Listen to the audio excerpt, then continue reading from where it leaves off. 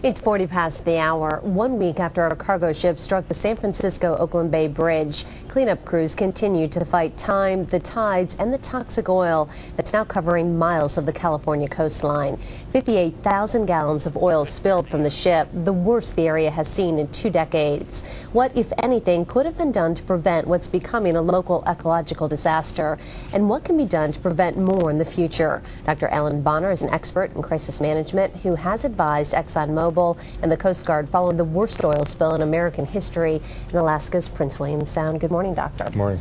First of all, what's your take on how the cleanup is going so far? You know, these things are kind of like a military operation. It's very complex, a lot of people involved, treacherous conditions. I mean, people forget that the reason we didn't have any escapes from Alcatraz prison that we know of is that the waters are very swift and they're very cold there. So it's very treacherous conditions, and well-meaning volunteers and even highly trained people like the Coast Guard can be in personal danger. The pictures of the animals, these poor birds that are just drenched in oil, so many of them can't be saved. When you look at this, it just breaks your heart.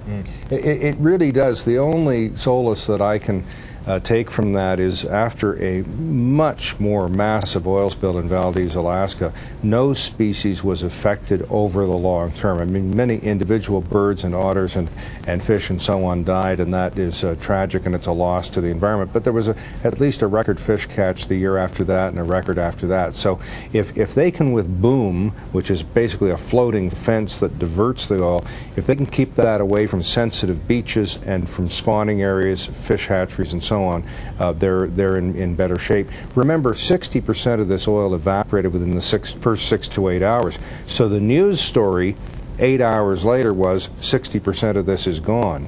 And now we're looking at the 40% that has dispersed in the water column in the first foot, and then all over the place, and where it is and how to get at it is the issue. Well, you mentioned the fish, and there's a lot of concern out there for the crab, because this is the height of crabbing season.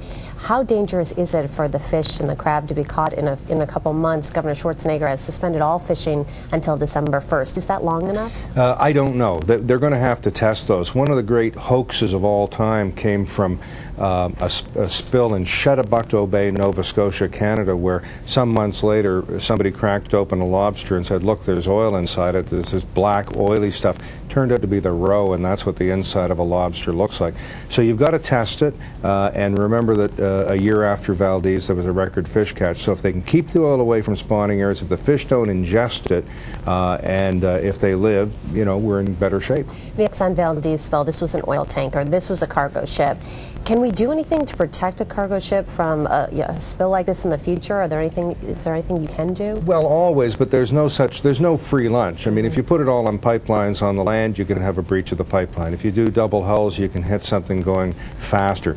If you have if you have more gear, people rely on the gear and they switch their minds off. If you have a pilot, the pilot can make an error. The pilot is just a human being. So we can always work towards greater safety, but when you have the interconnection between human beings and technology, just like driving a car, we have 50,000 people die on the highways every year.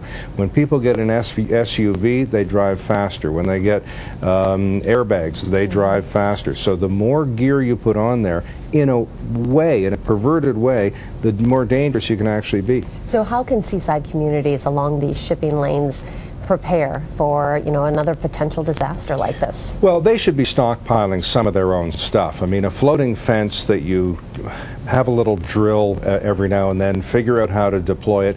If you can divert that oil and just make it go somewhere that is less sensitive, you've done a good job. If you've got some shovels, if you've got garbage bags, and then if you have the people who own boats, if they are trained and pre-approved and trained up to deploy boom, they can probably do a lot of good. But this nonsensical situation that I heard of, that it was going to take 4 days to train, you know, a fisherman to drive his or her own boat in that situation is nonsense. In Europe, there are pre-approvals for spraying and burning, and I'm sure we could do pre-approvals for the use of private boats in an emergency like this. Well, how much longer is it going to take before it's completely cleaned up?